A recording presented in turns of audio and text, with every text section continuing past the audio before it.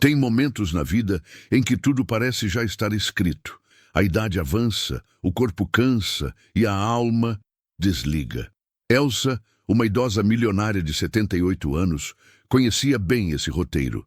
Presa a uma cadeira de rodas após um AVC, cercada de conforto, mas mergulhada em silêncio, ela já não esperava por nada. Até que um menino de rua estendeu a mão e disse algo impossível. "Toma minha mão e caminha de novo." Parece loucura, né? Mas foi aí que tudo começou a mudar. Um simples toque, uma frase impossível. E uma reação que nem os médicos souberam explicar. Essa não é só uma história de superação após AVC. É sobre transformação pela fé, sobre justiça e amor que quebram as barreiras do sangue, sobre uma mãe adotiva que reencontrou sentido, e um menino que carregava mais do que fome nos olhos. Ele carregava destino. Se você acha que milagres não acontecem, talvez precise repensar isso. Porque essa história comovente vai te mostrar que, às vezes, o impossível só está esperando alguém acreditar. E quando isso acontece, até quem não anda há 5 anos levanta e caminha de novo. A rotina de Elsa era tão cronometrada quanto solitária. Todos os domingos lá estava ela, sentada na cadeira de rodas, empurrada com cuidado por Vera, a fiel cuidadora que há 20 anos fazia mais do que trabalhar. Ela era companhia, voz e paciência. Mesmo com toda a fortuna que a idosa milionária acumulou ao longo da vida, havia algo que o dinheiro não conseguia comprar: a vontade de viver. Desde o AVC, 5 anos antes, Elsa não andava mais. A vida virou espera, por algo que nem ela sabia o quê. O cenário era sempre o mesmo. O Parque das Mangueiras, com seu cheiro de pipoca e grama molhada. Quase um quadro repetido. Elsa se sentava no mesmo banco, olhava o mesmo lago e respondia com um monossilábico "aham" às tentativas de conversa de Vera. Era uma pausa silenciosa no tempo, onde o corpo estava presente, mas a alma parecia ter saído para respirar em outro lugar. Nenhuma festa, nenhum neto no colo, nenhum plano novo. E ainda assim, ela continuava ali, firme, como se esperasse um milagre verdadeiro. Até que ele surgiu. Um menino de rua, magrinho, com roupa suja e um olhar que ninguém esperava ver numa criança. Não era só fome. Era uma intensidade estranha, como se ele soubesse mais do que dizia. Parou diante das duas, encarou Elsa e trouxe consigo um tipo de presença que mudou o ar ao redor. Foi o primeiro capítulo de uma história comovente, e ninguém ali, nem Vera, nem Elsa, imaginava o que aquele olhar seria capaz de despertar. E ele nem havia dito uma palavra ainda. "Toma minha mão e caminha de novo." A frase caiu como um trovão em pleno entardecer calmo. Elsa ficou paralisada, não pelo AVC, mas pelo susto. Quem era aquele menino de rua para dizer algo tão absurdo? Vera se levantou num impulso, pronta para afastá-lo, mas o menino não tinha expressão de perigo. Ao contrário, havia firmeza na voz, uma calma desconcertante, como se ele soubesse exatamente o que estava fazendo. E então aconteceu. Um arrepio começou nos pés de Elsa e subiu, como uma corrente elétrica, acordando algo esquecido. O dedão do pé direito, imóvel há 5 anos, se mexeu. Foi quase invisível, mas dentro dela foi como correr uma maratona. Vera percebeu e se ajoelhou, perguntando se ela tinha sentido algo. Elsa não respondeu, apenas olhou para o menino, que sorriu e sumiu entre as árvores, deixando para trás uma certeza impossível de ignorar. Algo tinha mudado. Nos dias seguintes, o milagre verdadeiro continuou ecoando. No consultório, exames indicaram atividade inesperada nos nervos. Os médicos tentaram explicar com cautela. Talvez uma resposta neurológica tardia, talvez uma ilusão do cérebro. Mas Elsa já sabia. Ela sentiu. E quando pediu para voltar à fisioterapia, algo novo pulsava nela. Não era esperança à toa, era um reencontro com a fé, com o corpo e com algo muito maior que ciência. Porque às vezes, tudo o que a gente precisa é acreditar de novo. Depois daquele dia no parque, Elsa não era mais a mesma. Pela primeira vez em anos, ela dormiu com os olhos abertos de esperança. Tinha experimentado algo que nenhum médico previu e nenhum remédio proporcionou. Um sinal de que a vida ainda pulsava dentro dela. Mas havia uma inquietação. Quem era aquele menino de rua que a havia tocado tão profundamente? E por que ele sumiu como se nunca tivesse existido? Determinada, Elsa mandou imprimir cartazes discretos, descrevendo o menino, espalhados por praças, sinais de trânsito e até pontos de ônibus. Procurou em abrigos, igrejas e ONGs, mas era como procurar uma agulha no palheiro, e pior, uma agulha que não queria ser achada. Enquanto isso, a fisioterapia avançava a passos firmes. Ela já conseguia mexer a perna, manter-se em pé com apoio, e o olhar antes apagado agora carregava chamas de transformação pela fé. Mesmo sem encontrar o garoto, ele estava em tudo, nos exercícios, nos suspiros, nos pequenos avanços do dia. Era como se ele tivesse deixado uma missão inacabada, e agora ela precisasse cumprir o restante sozinha. Cada vez que se levantava da cadeira com esforço, sentia que estava honrando aquele toque, aquela frase. Elsa já tinha entendido. O reencontro não seria apenas com o menino, mas com a mulher que ela havia deixado para trás. A notícia veio de forma inesperada, como tudo naquela história. Vera recebeu uma ligação de uma amiga enfermeira. Um menino de rua havia dado entrada no hospital, desacordado, ferido, sem identificação. Elsa não pensou duas vezes. Mandou preparar o carro e partiu com o coração disparado. Quando chegou, reconheceu o menino na hora. Era ele. Os olhos ainda fechados, o rosto machucado, mas a mesma presença silenciosa que ela jamais esqueceu. Ele estava fraco, ferido, com sinais claros de maus tratos. Havia hematomas, desidratação e um corte profundo na cabeça. O médico falou em sorte. Alguém o encontrou próximo a uma lixeira e chamou socorro. Elsa olhou para ele e entendeu, sem precisar de palavras, que aquilo não podia se repetir. Ele nunca mais vai voltar para a rua, disse com a firmeza de quem já havia sido salva por aquele menino. Ali começava não só uma recuperação física, mas um reencontro emocional. Ela ficou ao lado do leito até tarde, segurando a mão dele como se fosse um voto silencioso. A imagem era tocante. Uma idosa milionária, que antes mal se movia, agora forte e decidida, cuidando de um menino sem ninguém. Era a inversão perfeita dos papéis. Ele a fez andar. Ela o ajudaria a ficar de pé no mundo. E mesmo sem dizer, Elsa sabia, aquilo não era apenas gratidão. Era o início de uma adoção inesperada, daquelas que o destino escreve com letra firme. Assim que Davi teve alta, Elsa o levou para casa. Não por impulso, mas por certeza. Preparou um quarto simples, limpinho, com uma cama macia, toalhas novas e até uma escova de dentes com o nome bordado. Era o tipo de cuidado que só uma mãe adotiva de coração oferece sem pedir nada em troca. Vera, mesmo com o pé atrás, entendeu o gesto. Naquela casa agora morava mais que uma senhora rica.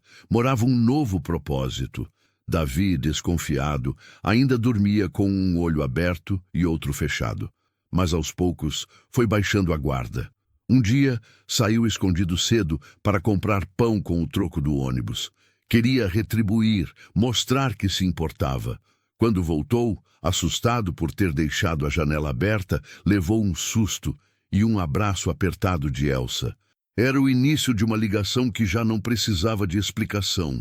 Justiça e amor se encontravam ali, no gesto mais simples. Mas nem todos entenderam. Quando Elsa contou aos filhos que havia trazido o menino para casa, o choque foi imediato. Luciana chamou de loucura, Marcelo de irresponsabilidade. Para eles, a herança estava em risco. Afinal, filhos rejeitam mãe quando sentem que o controle escapa. Mas Elsa, com a serenidade de quem já sobreviveu à solidão e à cadeira de rodas, respondeu com firmeza: "Vocês estão preocupados com o que vão perder. Eu estou olhando para o que acabei de ganhar." Luciana não aceitou calada. Movida por orgulho e talvez por medo de perder o controle da fortuna da mãe, decidiu agir. Contratou um advogado implacável, Caio Barbosa, conhecido por transformar conflitos familiares em escândalos judiciais. Entrou com pedido de interdição, alegando que Elsa sofria de confusão mental, influenciada por um menino de rua com intenções duvidosas. A narrativa era cruel, mas estrategicamente articulada. E o pior, começou a ganhar espaço. Não demorou muito para a mídia farejar o caso. Manchetes sensacionalistas tomaram conta da internet. Idosa milionária quer doar fortuna para menino desconhecido. Família acusa criança de manipulação.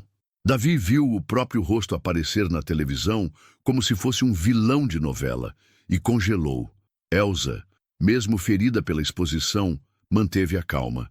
Sabia que o jogo estava longe de acabar e que muitas vezes o amor precisa passar pela lama antes de florescer. Dentro da casa, o clima era tenso. Do lado de fora, câmeras, repórteres e microfones. Mas Elsa se manteve em pé, literalmente. Não era mais a mulher calada de antes. Agora era uma mãe adotiva com propósito. E com ela estava um menino que, mesmo machucado pela rejeição do mundo, ainda carregava esperança no olhar. Se o mundo queria transformar aquilo numa disputa de herança, ela faria disso uma luta por redenção familiar, até o fim. O tribunal estava cheio, mas Elsa entrou como quem atravessa um corredor de lembranças, com a cabeça erguida e passos firmes. A perícia médica foi marcada às pressas como parte do processo de interdição. Os especialistas fizeram perguntas difíceis, testes de lógica, avaliações cognitivas. E ela respondeu tudo com firmeza e até um toque de humor. Ali não era uma idosa milionária defendendo sua fortuna. Era uma mulher que lutava pelo direito de amar e escolher quem chamava de filho.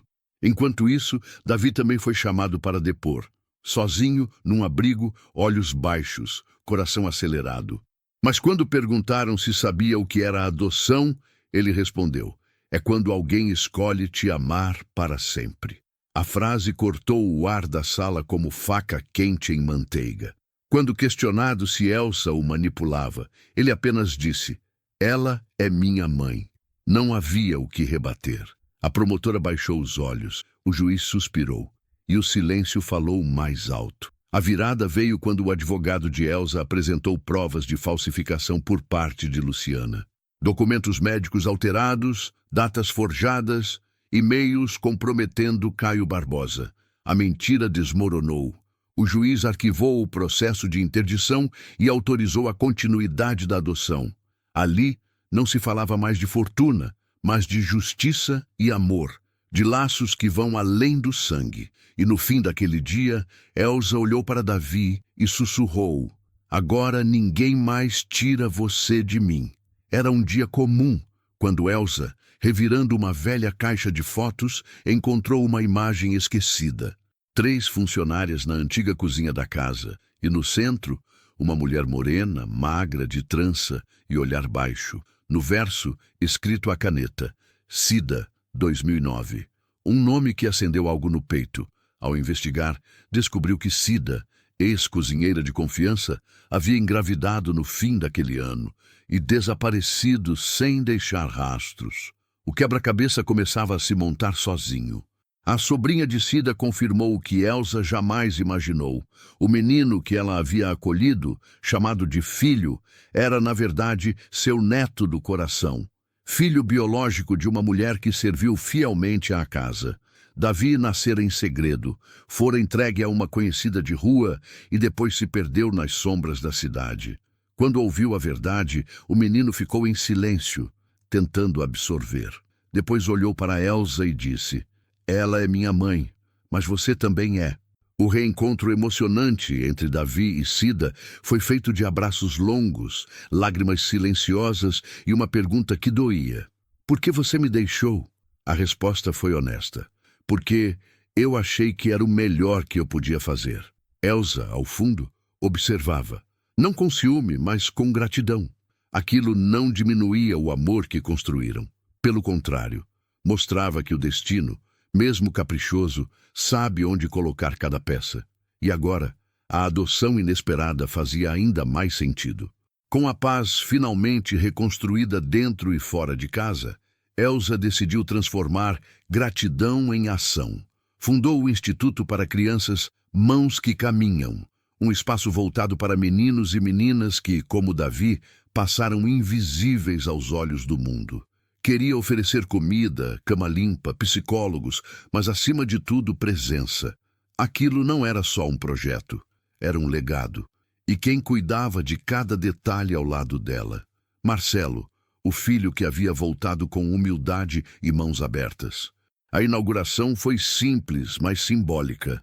Nada de luxo, nada de discursos ensaiados. Davi, com camisa social e papel dobrado no bolso, subiu no palco e leu um texto que fez todo mundo prender a respiração. Contou que sua mãe biológica, antes de desaparecer, havia dito que um dia ele encontraria uma mulher com olhar de dor escondida e que, quando a visse, deveria segurar sua mão e dizer: "Caminha de novo." Foi quando todos entenderam que milagre verdadeiro tem nome, rosto e propósito.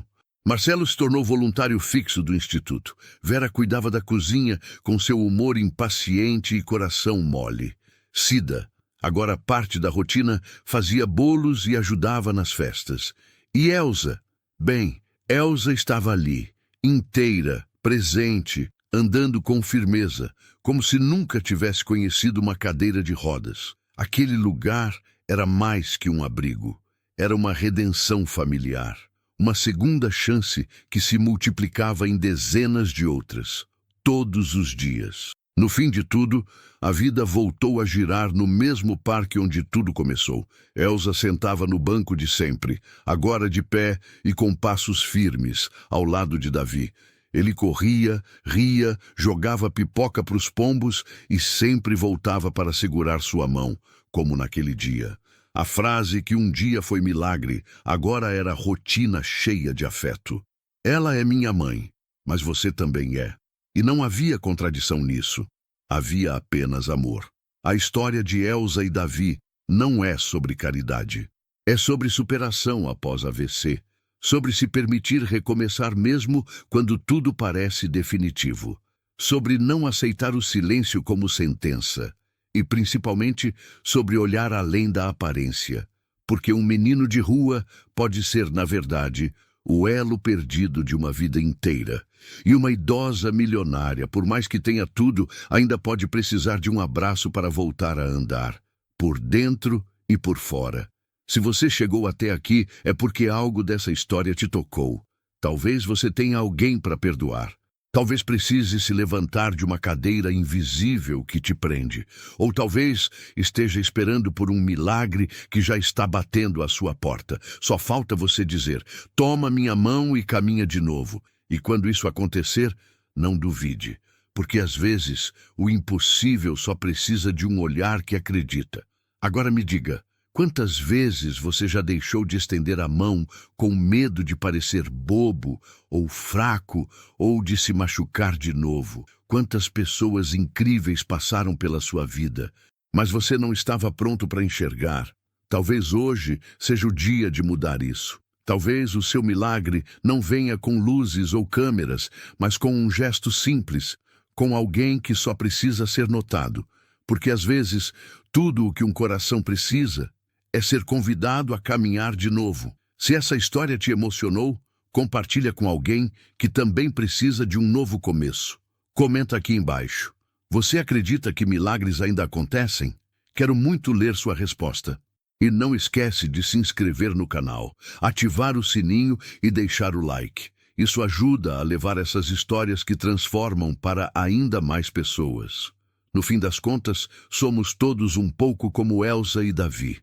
Em algum momento, precisamos de alguém que acredite por nós. Então agora é a sua vez. Quem você vai convidar para caminhar de novo?